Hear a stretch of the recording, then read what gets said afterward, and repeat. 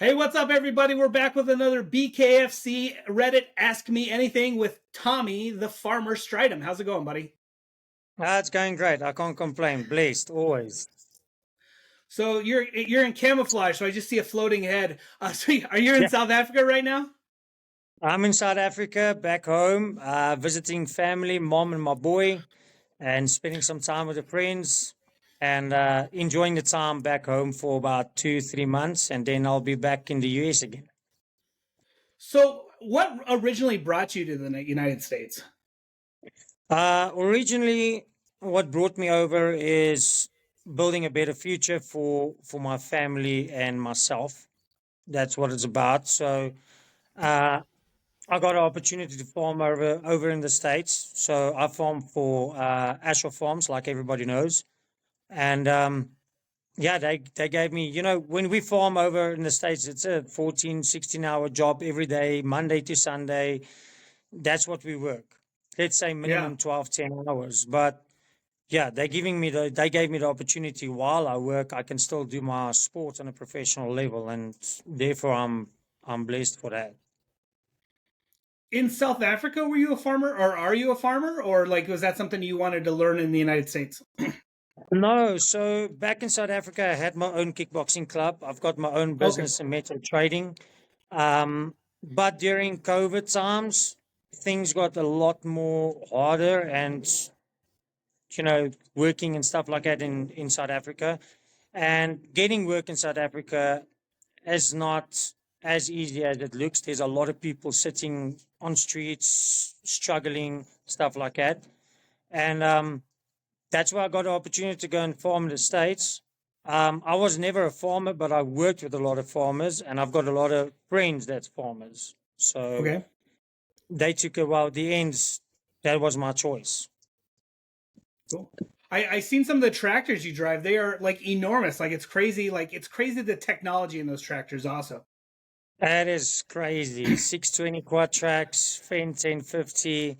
It's crazy machines. I love it, but it takes a lot of, you got to respect the machine. So, it's not yours.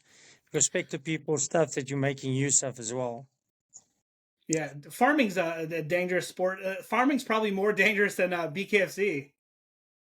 Um, I think it is. If you don't know what you're doing, there's a lot of people coming over or going or workers because it's not just farming, it's trucking, it's on the tractor, there's a lot of things you need to know and got to do right. Otherwise, you'll just end up in a ditch. So I don't know if you've ever watched the TV show Clarkson's Farm. That Jeremy Clarkson, like he got into farming, and to watch the first season of farming is just so funny. All the mistakes he made, but then like he I learns, and like cracked the second myself. season's, it's so hysterical. I love that show. That's sick. I've checked his farming. I laughed a lot for it as well. It's great. It was great. I enjoyed it. Okay, so right off the bat, I'm going to ask you a hard question. So Kai Stewart just fought HD. He won. So right now there's so much turmoil. Like 145, everybody's bickering, and I know at one time you were ranked number 5, and they pulled you out of the rankings. I don't know. I'm not sure how that happens. You had 2 wins, no losses, and now they replace you with somebody who has a loss. But anyway, there's a lot of turmoil right now at 145. Who? I mean, clearly you want to chase the title. Like, who would you like to fight at 145, or what's your thoughts about the 145 division? So I've told Nelson that it doesn't matter who they give me on the 145 division. For me, is it to get my ranking up there to get to the number one spot. Obviously, you can't get to the number one spot if you don't fight the best. Sure. So between Kai Stewart and him is I've watched the fights and everything. I follow them, and I take my hats off. A lot of respect and everything in that. But like I said to Nelson as well, that time is they got to know, and I'm telling it to him that I am on my way and faster than that what they think I am. I'm here to achieve. I'm a goal chaser, and I set goals out there, and I take it as it goes. So you've always been like my dark horse at 145. You've got the favorites, of course, HD and Brian Duran and Brandon Allen. But like in the back is that Tommy with that farmer mentality, that that guy in the back I feel like you don't get any respect. And both of your fights have been really good, and you've stopped both guys. Like I don't understand why people aren't talking about you. But Which I didn't understand myself is I've stopped Cody Land was in the second round as well. And then Krishki, I stopped in the second round as well. That was one of his fighting partners, as I understand. And with my performance on both those nights, according to me, was great. It was over in South Africa, the people were cheering and going mad about it. But after that, like I said, there was two upcoming fights that was cancelled. I always say people's got their reasons. I can't say or talk bad about anybody, but I've been asking the guys for fights and stuff like that. I do get feedback, and then I don't get feedback as well. And I'm just another fighter that wants to achieve and wants to build a future and enjoy what I do best. That's the big thing.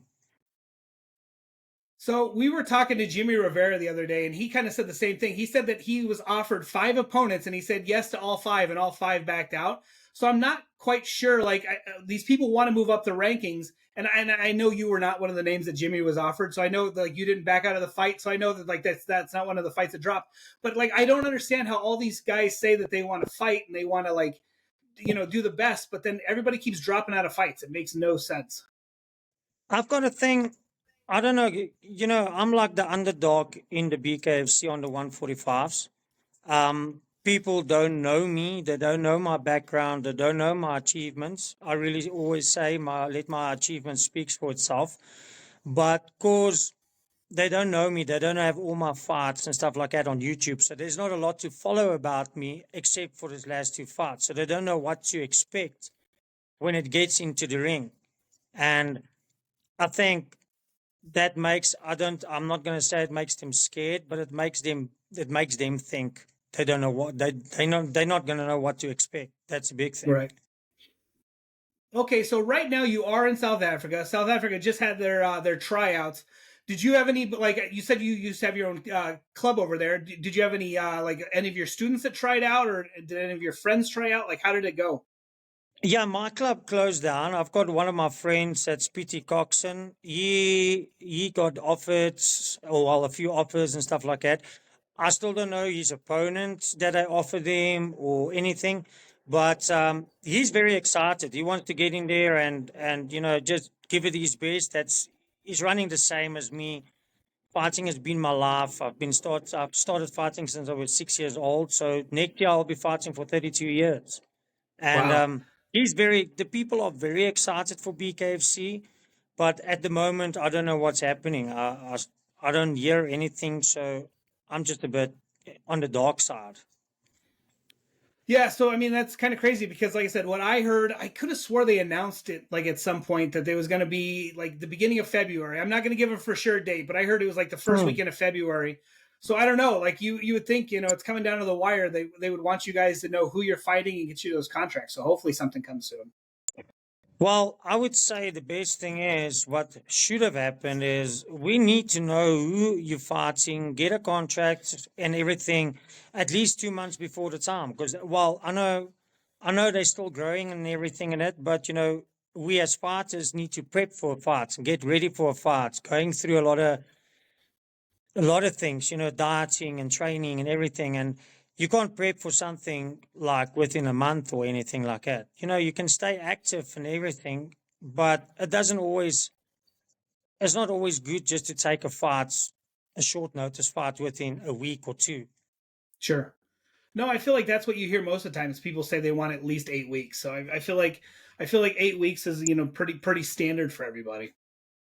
Yeah, well, on a professional level, I would say it's more than standard. It gives you Yeah. time. So I know, like, we talked to Jeremy and he was talking. All he had was great stories about how like tough you guys over in South Africa. So do you have any of like those? You have any crazy stories, kind of like he had? Like He's talking about like fighting like whole bars full of bouncers and stuff. Like, were you a tough guy like that, or like you tried to do all your fighting in the ring? So the thing is, in South Africa, and I don't just believe in South Africa, I believe right over the world, you got to be someone that stands up for yourself. Because if you keep on let people walk over you, you ain't gonna make and achieve what you want to. So yes, going out and stuff like that, there's always, and especially as fighters, as people, I don't say look down on you. That's why rather when you go out, don't, how can I say, when you go out, you'll always have someone that will be like, oh, there's Tommy, and he thinks he's a fighter, he thinks he's that, this and that. And, in bars, people drink, they make problems, guys want to test you out. But I was a naughty shit back in the days. I'm going to be honest, when I was, 19, 20, 21 years old, around there. I was one of those shit stirrers, but my life actually changed in one night when it comes to that. Can you get into the night that it changed, or is it something you don't like to talk about? Um, well, there's a few nights that was bad, like going out. And I remember nights going out, and this guy came outside. No, he came into the place, and I was standing outside, and I knew the professional boxer that was a bouncer. I'm not going to go into names or anything. And then this guy came up, and I'm a small guy. I'm not big. I'm very small, like you guys saw. I'm like 5'6", and this guy was swearing at the bouncer, and I was standing there, and I told the guy, just chill out, buddy. Rather have a drink. And then he started swearing at me, and I'm like, and the bouncers, everybody knows me around here, and I'm like, you know what? I ain't even gonna try talking to you. And I was a bit wrong. And then the bouncer asked me, are you gonna sort it out or should I? And then we went outside in the streets, and then I took my shoes off, and we got into a roll, and it ended bad because the next day I got a phone call. His dad was part of like the police and stuff like that, and then he's like they're gonna open a case against me, and there was two. Well, I had two stories like that happened before, but then at the end, I needed to go and see them at their home. And then I told his dad in front of him he was the wrong one. Yes, I actually told him, let's go sort it out outside because he wanted to fight. Yeah. And it didn't end well for him. But at the end, I told myself, you can't fall into situations like that because it's going to give you a bad name at the end. And at a point, people are like, oh, Tommy is here, so there's going to be problems somewhere. But yeah, I had to make a decision. I want to let people see me as a good fighter, a good person, a good sportsman out there, or do I want to be the bad guy? And I don't want to be that. Okay, so using your fighting, is you're a farmer over in the United States. Would you like to open a gym over in the United States? Is that the goal? Is to start your own gym in the States and maybe live in the States full time, or do you like going back and forth? So yes, I'm farming at the moment and everything, and I'll still do it for quite a few years. I really are blessed where blessed where I'm at. But opening a gym, um, I would rather be training at the gym and help training at someone else's, a big organization or something, instead of Sure. opening my own again. So, Okay. and the area where I'm from, up in Nebraska, Plainview, it's just too small. I understand people moved out down to Norfolk or Omaha because that's the bigger areas, and Sure. yeah, I don't know where life is going to take me. I take it day for day. The future ain't always in my hands. I can work towards it, but I can't make it. I must make it happen. So was your goal always to fight in the States? Like we talked to Andrew Bakewell, the CEO of BKFC UK, and he said that the goal for probably 99% of the guys over there is they want to make a name for themselves and come to the States and fight and kind of prove themselves there. Was that your goal, or like it just that's where life took you? So in the beginning, when I started farming, that was part of my goal. But the first farmers where I worked at, it didn't really work out with them. And then I moved to another farmer, didn't work out there. And then when I met the Ashofs, I was blessed with them. They gave me the opportunity, and it was a goal to come and fight in the States because that's the better area. That is, let's say, almost like fight capital. You're getting Sure. paid better, you're getting looked after better, and everything like that. Um, so that was the goal. I got the opportunity, and now it's time to move forward with that. It's just I need to get more opportunities in fighting to make things happen. Okay, so right now you're in South Africa. You're training. I heard you actually have a pretty famous UFC training partner where you're training at now. Can you speak on that? Yeah, so out of my gym, two UFC fighters. It's Cameron Simon. He's training at my gym. Well, not my gym, CRT, their gym. And Dricus Duplessis, that's fighting now for the title against Strickland. I think it's the 20th of January. Okay. So that's nice seeing them work and everything. I'm more on the boxing side. So they've got CRT split it in three divisions. It's on the MMA side, Jiu-Jitsu side, and boxing side. So Okay. my trainer at CRT is Vusi, and then I've got now Mornay and Jikas that's going to help me as well. And Cool. so whatever comes our way, we're going to be ready as it is. So good luck for whoever gets in there. So I'm seeing forward to it. Can't wait. I'm amped for it. I'm just waiting, sitting back and waiting for answers. So you said you're going out. You'll be your 32nd year of fighting. Like what? Like was it boxing? Like kickboxing? I thought you said you had a kickboxing gym, but Yeah, so my mom, I was a very busy child. So my mom and them put me into kickboxing classes. I was at the age of 6.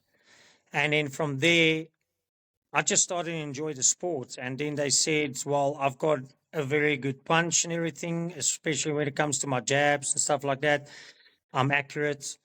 And then they took me for some fighting and everything. I remember my first fight. I was up until 10 years old. I didn't lose a fight. oh wow, And then suddenly, when you're young, when you lose your first one, you want to cry like a baby and, have yeah. this little tantrum. And my dad told me, you can choose, you can do that, and I'll take you out of the sport, or you can man up. We go home, we work hard, and we go on again. And then from there, I opened my own club. There was Lions Performance Kickboxing. So I was in kickboxing first of all. And from there, I moved to K1 fighting and Muay Thai fighting. I won nationals, that's SAs. It was 13 years in a row. I got 4 nations. I fought quite over the world. I was in Madagascar for Africa, Africa Games. I've been quite all over. Italy, Greece. I Wow. fought world champs in Greece 2004, 2009 in Italy. So I've moved quite around. I've got a lot of international fights behind me as well, but not that everybody knows of. Sure. That's really cool. So is traveling a passion of yours, or like fighting is a passion and traveling is just a bonus perk? I love traveling, I must say, but I think through sport, in South Africa, it's not always easy to travel out of the country. Sure. Um, Not for everybody, it is. And through sports, that's where my traveling actually started. Is through my sports. That's the way I got to see most of the world out there, and I enjoy it that way. Because I get to meet other fighters, see what they like, and not just always traveling to a certain place and see how beautiful buildings is and whatever. I enjoy Sure. people. Cool. All right. So for most people, South Africa means hunting. Like, are you big time? I mean, I see the camouflage. So I assume that you're a hunter yourself, or Yeah, we love hunting over here, myself as well. We've got some great game over this side. I even tried to get my farmers over in the States to come and hunt this side, but Sure. They're so busy with the cattle and stuff like that. It's not easy just to leave and come over. But hunting this side, we've got some great game. All of it out there. We've got our buffaloes and everything that's, our big fives and that. We've got a lot of people from the States coming even over to come and hunt, and that's a thing we enjoy. It's definitely on my bucket list. I would love to go over there. What is something that, like, do you have a favorite animal? Like mine, I would love to get a sable. Like I think the sable's probably one of the coolest animals over there. Beautiful, beautiful. In Afrikaans, we call it like a swart wit pens. And Okay. sable is one of my favorites as well. I'm going to be honest, definitely.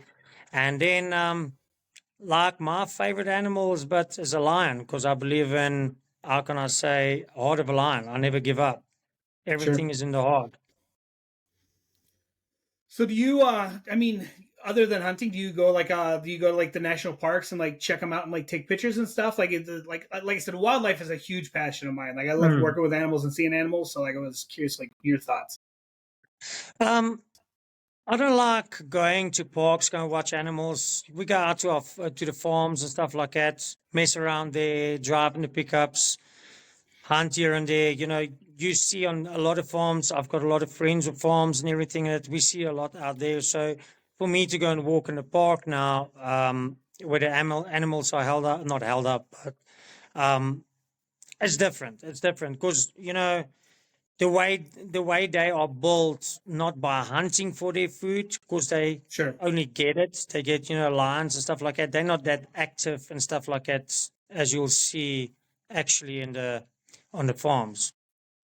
When I said park, I meant like kind of like Kruger National Park, like the big like the Oh, Kruger open National. yeah. I've never been to the Kruger National, to be honest with you. Oh, okay. So that's one of I remember that. Well, my mom always wanted to go, and that's one of my plans, taking her still. So Kruger National Park is definitely on the bucket list. Um, yeah, it's just a thing I need to organize and go down there. Yeah. So you have friends that have like wild packs of lions on their like wild prides of lions on their property, or There is farms with lions on their property, but not all of them, as I understand, will be lions that's walking loose or where okay, they're going to be around you. yeah, They've got fences around the houses and areas and stuff like that. Because just imagine yourself going out of the house and walking wherever, and then here comes a lion and attacking and stuff like that. So there's a lot of stories running around. Like people, I know there was people saying like we've got uh, crocodiles in our backyards and sure. lions and stuff like that. As that's not true 100%. We've got a guy up here. It's about a mile, 2 miles away from me. That's got actually what is it? Hmm, I'll get on a name. Let's say I'm gonna say lion, but it's a tiger. He's got a tiger in his backyard. A leopard or a cheetah or How legal it is for him, I don't know. They've tried to take it away a few times, but they just can't, because yeah. apparently he was licensed, or he has. You don't need a license. I'm not sure what the story is. So I know about that, but that's actually heartbroken because he's just there, and Yeah. yeah, I don't think the guy really goes in and play with it. I don't know about No. that, so because I won't. So I've worked at a big cat place before, and I have no problem working with crocodiles and alligators and all that. No issue. The Yeah, I lions and saw that. tigers and stuff are just so different. Like just at one second they're like super nice to you, and then the next second they want to chew your face off. And I was always so nervous around the big cats. Well, it's a meat eater. If it smells you, it Yeah. tastes you, it's gonna eat you. So I ain't gonna trust it, not for sure. Yeah. Okay, so when you're not training and you're not farming, like what do you do for like? Is there anything you do for fun in the states? And like, what do you do for fun? Like, is there? So you've been in the states for quite a while. Like, what were you looking Hmm. forward to when you got back over to South Africa? Meat, our Meat. foods. Yeah. So um, obviously, because our meat this side and everything tastes a lot different than your meat and stuff. And it's a taste to get used to when you're back. When I go to the States, Yeah. and the same with, let's say, McDonald's, and your all your KFC and stuff like that. Everything is just a different taste. Yeah. So we've got actually great and huge and a lot of restaurants as well. Great Okay. places to go to. I think in the bigger areas in the States, I would like it more, but like where I'm from now, it's very small, so there's not a big of a variety. So when I came back, it's seeing my people, eating real meat, and I love that. Okay, so you're a farmer, and you said you work on a cattle ranch too sometime. So like, what would be the difference? Because I feel like what is the difference between South African cattle and American cattle? I don't really think there's a difference in the cattle. I think it's a difference in the feed of the cattle. Okay. Yeah. But like here, well, there by us in the States where I work at, it's about what, let's say 20, 30,000 cattle around there that we work with on Sure. the feed. That's on the feedlot. And then we do a lot of trucking, feed trucking. Then we got about 8,000 acres of cornfields. And so the thing is you're always busy, with the trucking, with the farm work itself, and then with at the feedlot stuff. There's never a day that you're going to sit down and say there's nothing to do, because on the farming side there's always work. Yeah. Okay, so going forward, hopefully we see you fight on the South Africa card. If for some reason something doesn't work out and you're not on the South Africa card, hopefully we see you in the United States, like fighting on a card soon. Like I feel like you've been off way too long. Well, they got a offer for me. There wasn't an offer. They was talking about Cedric Doyle, that fights over here in South Africa. I actually spoke to him at the EFC now on Thursday night. So it's a few nights ago. And he came up to me talking to me about BKFC, and they told him he's going to fight me, and he respects me and he looks up to me and everything. That's quite Cool. nice to hear out of a fighter's mouth itself. And he's a humble guy. I'll always stay humble according to other fighters. I'm not any smack talker and stuff like that. So I really hope things pulls through. I really hope in this week people gets contracted, things get signed. I hope the events gets organized, and it's all about advertising. We need to put advertisement out there for this actual event. Okay, so I guess my official last question for you. Now that you're a big time fighter in the United States, I mean, are you kind of like a celebrity over there in South Africa, or like you're just regular old Tommy?